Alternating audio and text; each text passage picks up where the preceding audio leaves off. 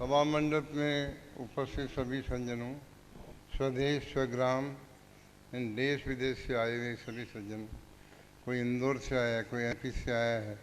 राजाराम जी शर्मा जो है अपना व्यस्त कार्यक्रम छोड़ करके बक्सर जिले जो कि एक नक्सली ज़िला है उसके अंदर भी अपना प्रभाव और सामंजस्य रखते हुए 1100 एकड़ कृषि भूमि में अनुसंधान कार्य कर रहे हैं और उन्होंने अपना समय निकाला है। इनके साथ में कुसुमलता सिंह जी ने भी अपना समय निकाला है। बाहर से जो आध्यात्म की रुचि में आए उनके प्रति भी मैं आभार करता हूँ। और ये विषय की तंत्र क्या है थोड़ा सारांश परिचय में दे चुका हूँ, क्योंकि अपन विलम्ब हो चुके हैं, इसलिए बहुत सारांश में आपको कुछ कहना पड़ेगा। हम तंत्र में जुड़े हुए हैं, लेकिन तंत्र के पहले हमको बाहर और अंदर देखना चाहिए। बाहर हम पर्यावरण से जुड़े हैं, पंच तत्वों से, जल, पृथ्वी, अग्नि, वायु, आकाश। किसी एक का भी सामंजस्य बिगड़ता है तो प्रलय आ जाती है। पृथ्वी तत्व का सामंजस्य बिगड़ता है तो भूकंप आते हैं, जल तत्व का सामंजस्य बिगड़ता है तो बाढ़ आती है। इसी तरह से जो ये क्रम है अनुपात का, उस अनुपात को बढ़ाने के लिए हमें पर्यावरण के सिद्धांतों को ध्यान में रखना चाहिए। कैसे स्थिति को किस विकास के द्वारा इसको शोधन किया जा सकता है, उसकी हमें जानकारी और प्रयत्न करना चाहिए। दूसरा ये मैं ये कहता हूँ कि पंच तत्व से हमारा शरीर बना है, ये सभी विज्ञान पुराण वेद कहते हैं। लेकिन इन पंच तत्वों का अधिकार हमारे जीवन में बहुत तरह से है। हर श्वास में पंच तत्व का निवास है। 1 मिनट में 12 बार श्वास इस साइड से आता है, 1 मिनट में 12 बार श्वास इस साइड से आता है, और 6 मिनट बीच के अंदर दोनों साइड से आता है। एक श्वास के अंदर प्रत्येक तत्व चलता है। उनकी हम परीक्षा करना चाहें तो नाक से जो श्वास चलेगा, कांच के ऊपर उनके कण जो हैं, किसी के त्रिकोण आकृति के बनेंगे, किसी के वृत्ताकार के बनेंगे, किसी के चतुष्कोण आकृति में बनेंगे, षटकोण बनेंगे। इन सब का अलग विज्ञान है, उस पर चर्चा करना भी बहुत विस्तृत विषय हो जाता है। लेकिन मैं कहता हूँ कि हमारे तत्वों का अगर हम ज्ञान जानना चाहते हैं, ये तत्व पंच तत्व हमारे शरीर को बांधे हुए हैं, हर कार्य में इनका महत्व, तो पंच तत्व के शोधन के लिए भी हमें जानना चाहिए। पृथ्वी चक्र है वो हमारी मूलाधार केंद्र में स्थित है, जो आधार है। जैसे शेष नाग को हम कहते हैं कि भाई पृथ्वी को धारण किए हुए हैं, इसी तरह पृथ्वी तत्व हमारे शरीर को पुष्टता देता है और हमारे शरीर को धारण किया। जल तत्व लिंगमूल के पास में यह है और इसका जल पर अधिकार है, शरीर के जल तत्व पर। वैसे खून में हमारे जल तत्व ही रहता है, लेकिन एक विशिष्ट स्थान है स्वादिष्ठान चक्र। अग्नि का जो महत्व है मणिपुर चक्र, यानी नाभि में। नाभि के अनुसंधान के ऊपर आयुर्वेद ने अलग ढंग से प्रस्तुत किया, तंत्र ने अलग ढंग से प्रस्तुत किया है। जब उपासना की जाती है तो ये नाभि का मणिपुर चक्र अंदर जाने लगता है, यहाँ ऊर्जा उत्पन्न होती है। अलग अलग शिष्यों को मेरे अलग अलग तरह के अनुभव हुए हैं।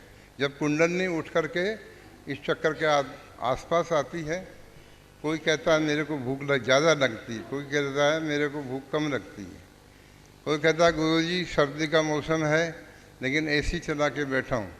यानी ऊर्जा उत्पन्न होना कुंडलनी का।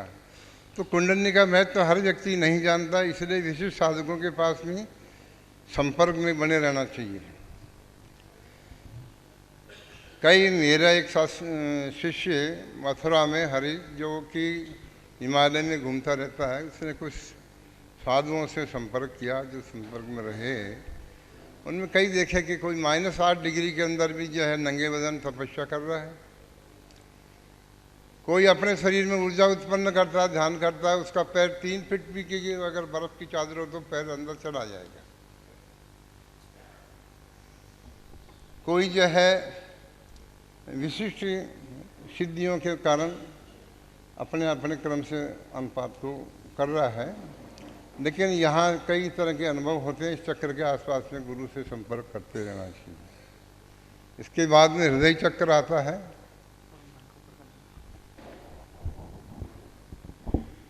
इसके बाद में हृदय चक्र आता है, जो इसमें मनोमय शरीर रहता है। मन की कल्पनाएं, हमारे विचार, सभी शास्त्र कहते हैं कि हृदय से उत्पन्न होते हैं। वाणी के वैसे 4 प्रभाव है। परापश्यंती मेघ वैखरी, वाणी जो है मूलाधार चक्र, तुम्हें अपरा रूप में होती है, महसूस नहीं होती है, लेकिन नाभि के पास में हम कोई भी शब्द का उच्चारण करते हैं, उसके पास में उसका स्पंदन होता है। परापश्यंती, हृदय के अंदर हम विचार उत्पन्न होते हैं, वो वहाँ से पैदा होकर के हृदय में विचार रूप में उत्पन्न होती है। उसके बाद में कंठ में मध्यमा रूप में रह जाती है, यानी कहते कहते हम कई बार रुक जाते हैं किसी बात को, वो मध्यमा रहती है। फिर जब पूर्ण रूप से जब वो जो मुंह से शब्द की व्याख्या होती है तो वैखरी शक्ति कहलाती है। इनके अलग अलग प्रभाव हैं, अलग अलग। वायु तत्व मन का आधार है। मन चंचल है क्योंकि प्राण का आवागमन रहता है। यदि प्राण को कंट्रोल कर लिया जाए तो मन की गति स्तंभित हो जाएगी, और गति स्तंभन के लिए बगलामुखी की उपासना श्रेष्ठ है। बगलामुखी की उपासना करने से प्राणवायु रुक जाती है, और प्राणवायु अगर रुक जाएगी तो मन की चंचलता मिट जाएगी, और मन की चंचलता मिट जाएगी तो उसका ध्यान लगने लग जाएगा। अलग अलग विषय, अलग अलग देवता के माध्यम से परिपाटी बहुत विशेष हो जाती है, जिसकी हम अभी चर्चा नहीं कर सकते हैं। इसी तरह आकाश में शरीर, ये हमारा मस्तिष्क और ब्रह्मांड में कल्पना शक्ति को बढ़ाया। इसमें कई लोग हैं जिनके दर्शन हम ध्यान समाधि में मंत्र उपासना के समय ही कर पाते हैं। तो जब इन तत्वों का चक्रों पे अधिकार है तो उसके साथ के अंदर अधिकार बनता है हमारे शरीरों पे। अलग अलग तरह के शरीर हैं। ये पहला शरीर है जो अन्नादि पे आश्रित है, वो अन्नमय शरीर है। इसकी गति, ऊर्जा सब अन्न के द्वारा ही प्राप्त होती है। इसके बाद में सूक्ष्म शरीर आता है। उसको भौतिक देह की तरह आवागमन में कोई वाहन की जरूरत नहीं पड़ती है, स्वेच्छा से गमन करता है, स्वेच्छा से इच्छा मात्र से खाता है। सूक्ष्म के बाद महासूक्ष्म आता है, जिसमें लौकिक या मनोमय शरीर जो है यहाँ जागृत हो जाता है। मन की कल्पना से सब मन व्यक्ति देहमय होने लगता है। मनोमय शरीर, प्राणमय शरीर, सूक्ष्म शरीर, कारण शरीर। कारण शरीर हमारे यहाँ से चालू हो जाता है अपर का लेवल के अंदर। कारण, महाकारण, फिर बाद में आनंदमय शरीर। कई तरह के शरीर होता है। व्यक्ति हर संस्कार जन्म में पूर्व जन्म से लेके आता है, या पूर्व के बाकी रह गए उनको अगले जन्म में भोगता है।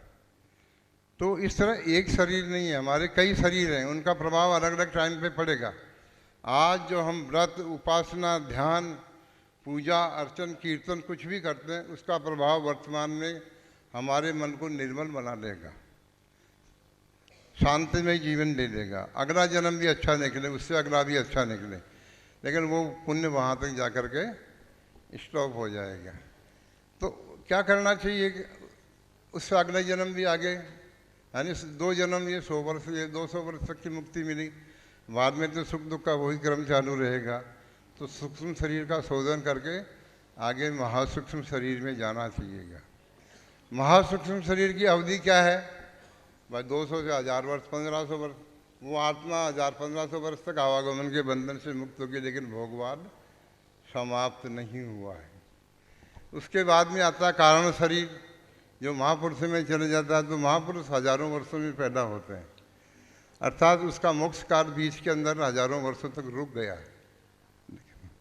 फिर महाकारण शरीर आता है, वो ऋषि मुनि समान होता है, लाखों वर्षों की उनकी आयु हो जाती है। तो अलग अलग अवस्था में, लेकिन जब तक हम इन सबको पार नहीं करेंगे, इनका शोधन नहीं करेंगे, जैसे जल तो से धोया केवल मात्र, लेकिन पाउडर नहीं मिलाया तो उसकी पूरी गंदगी साफ नहीं होगी। उस गंदगी को साफ करने के लिए मंत्र का संयोग उस स्थान से बनना चाहिए। तो सूक्ष्म शरीर का जो स्थान है वहाँ हमारा मन पहुँचना चाहिए, वहाँ हमारे मंत्र की किरणें पहुँचनी चाहिए। तो यह विधि जो है तंत्र बताता है कि कौन सा क्रम कैसे होगा। जब दीक्षा देते हैं हम तो कल्पना शक्ति प्रदान होती है, भाव शक्ति प्रदान होती है। हम आह्वान करते हैं अंतरिक्ष से दिव्य शक्तियों का और केवल मात्र स्पर्श करते हैं। स्पर्श करने से उसको जो रसास्वादन कुछ भी महसूस हो जाता है तो उसके लक्षण बाद में उसको महसूस होने लग जाते हैं। कोई व्यक्ति उसी समय पे महसूस करता है कि गर्म ऊर्जा मेरे को प्राप्त हो रही है। कोई व्यक्ति ये महसूस करता है कि मुझे बहुत ठंडक मिल रही है, मैं कूलर के सामने बैठा हूँ। अचिंत रूपा ने कल दीक्षा प्राप्त की और इसने बताया कि मेरी भ्रू मध्य में इतना प्रकाश हुआ कि मैं देख नहीं सकी। I can not see, you can not explain that position. तो इन्होंने बताया कि वो जो पोजीशन है मैं देखने काबिल नहीं रही, मेरे में साहस नहीं रहा, हिम्मत नहीं रही, इतना प्रकाश। तो ऐसे प्रकाश को अपने ऊपर वाले केंद्र में ले जाना है जब सूक्ष्म कारण महाकारण शरीर रहता है। तो जिस तरह रॉकेट उपग्रह को शक्ति देकर के अंतरिक्ष में स्थापित करता है, उसी तरह मंत्र और मंत्र का देवता मनुष्य के जीवात्मा के जीव को आत्मा से मिला करके ऊपर अंतरिक्ष के अंदर स्थापित करता है, जो अन्य कारण शरीरों को दीर्घाकरण को शरीरों को भेदन करेगा, उनके अनुभव होगा। अब यह है कि इसमें योग में ऐसा नहीं कि बहुत से साधक ऐसे मिलते हैं, मैंने फला शिविर अटेंड किया, मैं ऐसा किया, मेरी कुंडली जागृत होने लग गई, मैं ऐसे हीलिंग होती है, हिलने लग जाता है, कोई साधक फुदकने लग जाता है, कोई तरह तरह की आवाज़ें निकालता है। तो एक कुंडली जागरण के साधारण लक्षण में उनका अभिमान आ जाता है, तो आगे कैसे बढ़ेंगे। इसलिए सही गुरु के साथ के अंदर अभ्यास करते रहना चाहिए। जिस क्रम पे जो जहाँ पहुँचा है गुरु, उस क्रम से अपनी शक्ति से, जरूर नहीं वो स्पर्श करे, 1000 आदमी बैठे हैं, वो आँखों से ही जो है अपनी दृष्टि डाल के सबके ऊपर जो है अपनी जो है ओरा को केंद्रित कर सकता है। ऐसी बात नहीं है कि हर व्यक्ति को वो टच करे जब भी उससे कुछ ज्ञान प्राप्त होगा, उसकी श्रद्धा होनी चाहिए। मैं आपको श्रद्धा के आधार पर एक बात बताता हूँ। एक सन्यासी बुरहानपुर MP, उन्होंने योग संन्यास लिया, सोहमंश का जाप करते हुए काफ़ी टाइम हो गया। तो उन्होंने सोचा मुझे कुछ शक्ति का आभास नहीं है, इतने वर्ष जब करते हो गए। तो उन्होंने शक्ति उपासना शुरू करी। दतिया के पास में बगलामुखी का एक नलखेड़ा में प्राचीन मंदिर है, जहाँ पांडवों ने पूजा करी थी। वहाँ वो उपासना करने लगे तो उनके पेट में जलन होने लगी, उसके बाद कंठ में जलन होने लगी, उसके बाद कान में ऐसे लगा जैसे गरम सलाखा किसी ने डाल दी। उन्होंने पुस्तकें देखी मेरी, तो उन्होंने सोचा कि ये पुस्तकें कोई अनुभवी आदमी ही लिख सकता है, इसलिए मेरे पास संपर्क किया उन्होंने, यहाँ है। अब यह है कि कोई आदमी पेंटिंग सीखना चाहता है तो पेंटर को गुरु बनाना पड़ेगा, ड्राइविंग सीखना चाहता है तो ड्राइवर को गुरु बनाना पड़ेगा। तो वही उन्होंने संन्यास लिया था, लेकिन इस क्रम के लिए मेरे पास उन्होंने आना पड़ा। मेरे से उन्होंने दीक्षा प्राप्त करी। दीक्षा के 1-2 घंटे बाद भी उनकी पेट की आधी जलन खत्म हो गई। 2-3 दिन बाद में वो उन्होंने फ़ोन किया होगा, पूरी जलन खत्म हो गई, कंठ के इसके कान में बाकी रहा। तो वो कान में उन्होंने 2 दिन बाद में उन्होंने कहा कि भाई ये भी गायब हो गया। फिर एक बार क्या हुआ कि वो प्राणियों आकर के यहाँ वायु उनकी अटकने लग गई कंधे के पास में, तो गर्दन नहीं घूमती थी। और वो यहाँ आए, बैठे, बातें चित्तें करते रहे, लेकिन उनमें एक श्रद्धा का भाव था कि मैं किसी व्यक्ति के पास में बैठा हूँ जो ऊर्जा युक्त है, जिसके चारों इंद्र सात्विक ऊर्जा का केंद्र है। उन्होंने भावना से यह आकर्षित किया कि भाई इससे अच्छी ऊर्जा मेरे को प्राप्त हो रही है। 1 घंटे बाद उनकी आस्था का परिणाम ये हुआ कि उन्होंने कहा भाई अब ठीक है गुरु जी, मैं जो 15 दिन से तकलीफ आ रहा था रिलीफ हो गया। इसलिए मंत्र का श्रद्धा से बड़ा विश्वास है। श्रद्धा हमारी होना जरूरी है। जैसे एक हलवाई भी 8 घंटे दिन भर जो है भट्टी के सामने रहता है, साधु भी तपस्या करता है, वो भी अग्नि के सामने रहता है। साधु को सिद्धि मिलती है, हलवाई को नहीं मिलती। कारण क्या है? भावना का फर्क। वो धूनी में, अग्नि के अंदर नारायण का स्वरूप देखता है और हलवाई को केवल ताप में समझता है। तो श्रद्धा के मंत्र जब कोई भी करो, किसी भी देवता का करिए, जब तक उसमें श्रद्धा, उस देवता के प्रति श्रद्धा उत्पन्न नहीं होगी, तब तक हमें सिद्धि प्राप्त नहीं होगी। सिद्धि प्राप्ति का स्तोत्र मुख्य रूप से गुरु के लिए कहा गया है। गुरु को ढूंढना चाहिए। गुरु कैसे मिले, ये भाग्य की बात है। ईश्वर पे भरोसा रखिए। ईश्वर आपका हाथ पकड़ेगा। आपने कोई ऐसा मिला जो प्राइमरी ज्ञान देने वाला है, तो उसके बाद दूसरा गुरु मिल जाएगा जो आगे का ज्ञान देगा।